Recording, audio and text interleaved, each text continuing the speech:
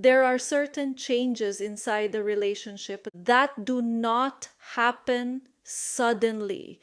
They do not arrive with a violent argument.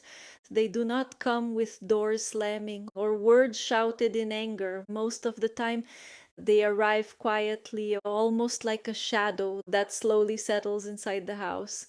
This is the story of a woman who came to speak with me during a therapy session some time ago. She was 44 years old. And when she began telling me what had been happening in her life, the first thing she said made me pause. And she said, I think that if someone looked at my life from the outside, they would say I had everything to be happy. She had been married for 16 years. She had two teenage children, and they lived in a comfortable house in a quiet neighborhood. Nothing extravagant, but stable, the kind of street where people walk their dogs at the end of the afternoon, where the lights inside the houses begin turning on almost at the same time. When winter evenings arrive earlier, the family routine was organized: busy mornings, quick breakfast, children leaving for school, she going to work, her husband doing the same. At the end of the day, everyone returned home, dinner, some conversation about the day, television, and then silence. It was the kind of life many people would call normal, but stability does not always mean connection. She said something to me that stayed with me for a long time. She said, for years I thought I had a peaceful marriage until I realized I actually had a silent marriage. At the beginning of their relationship, things had been very different. They were curious about each other. They could talk for hours. They shared dreams, travel plans, ideas about the future. There was always that feeling of discovering something new about the other person.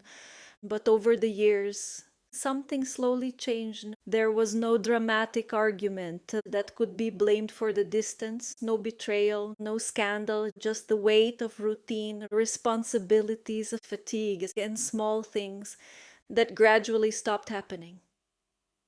First, they stopped talking for long periods. Then, they started having more dinners in silence. Later, they realized entire evenings were spent, each one looking at their own screen. She on her phone, he on his computer or the television. Nothing felt wrong enough to create a crisis, but nothing felt alive enough to create closeness. They were still partners. They functioned well as a team managing a house, but little by little, they stopped being two people, genuinely interested in one another. She told me that sometimes she would be sitting beside him on the sofa, and she had the strange feeling that she could stand up, leave the room, go upstairs, and he might not even notice. Not because he was cruel, not because he was a bad man, but because he seemed to always be somewhere else, inside his own thoughts, inside his own world. For a long time, she tried to ignore this feeling.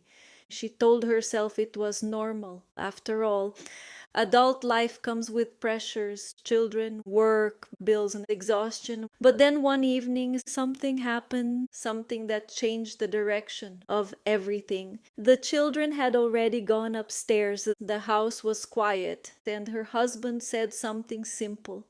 Can we talk for a moment?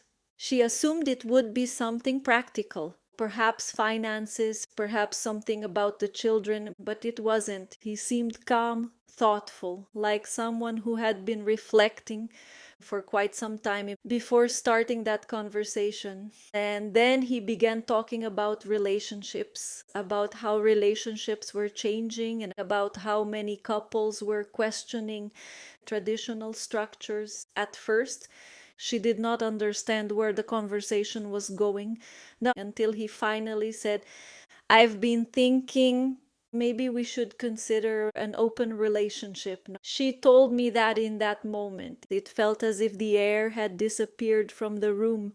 There was no shouting, no dramatic reaction, just silence, because that idea did not exist in her world. He continued explaining. He spoke about honesty, about emotional freedom. He said he preferred talking about desires instead of hiding things. He said many modern couples were exploring this model. He spoke calmly, almost logically, but inside her, nothing felt logical. It felt painful. For weeks, that conversation stayed in her mind. One part of her felt deeply hurt, as if she were no longer enough, but another part wondered if perhaps she was being too rigid, because there is a silent pressure in the modern world, the pressure to appear evolved, open minded, emotionally secure slowly. She began questioning herself, and maybe the problem was her. Maybe she was holding on to an outdated idea of relationships. After many conversations, she said she would be willing to try, but with conditions: honesty, respect, nothing hidden, nothing that would damage their family. At that moment, she believed she was being courageous. What she did not know was that this decision would reveal something much deeper about their marriage, something neither of them was prepared to face. After that conversation, life appeared to return to normal, at least on the surface. They continued going to work, taking care of the children, managing the house, but inside her, something had shifted. That proposal was no longer just an idea, it was a real possibility.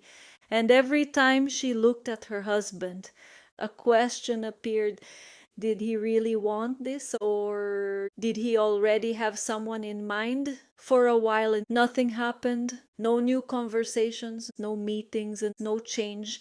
And that almost made her believe that perhaps the idea had simply passed. But a few weeks later, he brought it up again, calmly, without pressure. He told her he had created a profile on an app, not secretly. He showed it to her. He said he wanted everything to be transparent. She told me that at that moment she felt something very strange, a mixture of emotions. On one hand, she appreciated the honesty. On the other, seeing that reality in front of her hurt much more than imagining it, because until then everything had been theoretical. Now it was real. Né? She tried to convince herself that she was fine, that she had agreed, that she was prepared. But when he went out for the first time to meet someone, the house felt different. The silence was different. She tried to distract herself, television or her laptop, reading, but her mind kept returning to the same place, where he was, who he was with, whether he was laughing, whether he felt more alive than he did with her. And for the first time, she faced a thought she did not want to admit. She was jealous. But not only jealous, it was something deeper, the feeling that somehow she was being replaced, even if officially that was not what was happening. When he returned home that night, he seemed normal, calm, respectful. There was no guilt, but there was also no great excitement, almost as if he had simply lived an experience and returned. And that confused her even more, because part of her expected drama, but there was none. Weeks passed, and slowly that arrangement became part of their routine. He went out occasionally. Sometimes he mentioned meeting someone, other times he said nothing interesting happened. She tried to appear mature, tried to seem comfortable, but inside there were moments when everything felt strangely fragile. Then one day, during one of our sessions, she told me something that changed the story. She said, "Until that moment, I believed he was the only one truly living this experience." Because she had done nothing, no meetings, no conversations, no attempts, not because she couldn't, but because she simply didn't feel like it, until one evening. It was a Friday night. She went out with a few friends after work, just dinner, conversation, laughter. And in that group, there was a man she had seen a few times before, an acquaintance, someone she had never really spoken with until that night. They started talking casually, work, music, travel, and something unexpected happened. He listened. The way he asked questions showed genuine interest.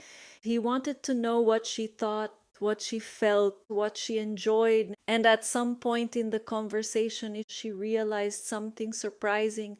It had been a very long time since someone had been curious about her, not as a mother, not as a wife, not as a professional, but as a person. She said that feeling that was almost disorienting because it was simple yet deeply forgotten. When she returned home that night, she said nothing to her husband, not because she was hiding something, but because she herself did not yet understand what it meant in the days that followed. That man sent her a message, nothing intrusive, just asking how she was. And again, she noticed something. She was smiling when she read it. Small gestures, small conversations, small attention. But each of those small things touched something inside her that had been asleep for a very long time. And that was the moment she realized something important. Perhaps the problem had never really been about freedom. Perhaps the problem was much simpler. They had stopped seeing each other inside their marriage, and now, for the first time in years, she felt seen again. And after that first conversation with that man, something began to change inside her, not dramatically and not impulsively, but very quietly. She told me that what happened next was one of the most honest moments of her marriage. Not because there was conflict, but because there was truth. One evening after dinner, the children had already gone upstairs. The house was quiet. Her husband looked at her for a few seconds, almost as if he were trying to understand something. And then he said, "Oh, you seem different." She tried to dismiss it, said she was simply tired. But he kept looking at her. And then he asked a direct question: "Have you met someone?" Her heart began to beat faster, not because it was an accusation, but because the question brought everything to the surface. She could have lied, she could have denied it, but something inside her said there was no point in lying, not after everything they had discussed. So she answered honestly, "Yes, I met someone." The silence that followed was heavy, because for the first time, the theory of an open relationship was turning into emotional reality. Her husband stayed quiet for a moment, thinking, processing, and then he asked something she did not expect. "Do you like him?" It was not an aggressive question. It sounded almost curious. She took a deep breath before answering, and then she said something that surprised even herself. "I like the way I feel when I'm with him." That answer carried a lot of meaning because it was not really about the other man. It was about her, about something inside her that had awakened again. Her husband lowered his eyes, and after a few seconds he said something unexpected. "I think we made a mistake." She asked what he meant, and he answered with an honesty she had never heard before. "I thought opening the relationship would bring movement back into our marriage. But now I realize the real problem was never freedom." He paused. Then he continued, "The real problem is that we stopped taking care of our connection." That sentence remained in the air for a moment because it was painfully true. They had become partners in life, but they had stopped being curious about each other. They had stopped nurturing emotional intimacy. And for years, neither of them had truly spoken about it. The open relationship had been an attempt to bring novelty. But novelty cannot repair disconnection. During the weeks that followed, they talked more than they had talked in years. Conversations about desires, frustrations, silences, things they had both avoided for a long time. And slowly something interesting began to happen. They started seeing each other again, not as parents, not as two people managing a house, but as two individuals who still had a shared history. Eventually, she decided to step away from the other man, not because he was a bad person, but because she realized something important. That connection had acted like a mirror. It had reminded her that she was still capable of feeling alive. And that discovery changed the way she looked at her marriage. Her husband changed as well, and they began going out together again. Without the children, without distractions, without screens. They talked, they laughed, they rediscovered small gestures. Not as two people desperately trying to save something, but as two people rediscovering each other. At the end of our last session, she told me something that stayed with me. She said, I thought opening the relationship was about freedom, but what we were really missing was presence. And perhaps that is an important reflection. Many relationships do not end because love disappears. They end because attention disappears, curiosity disappears, presence disappears. Sometimes people do not stop loving each other, they simply stop seeing each other.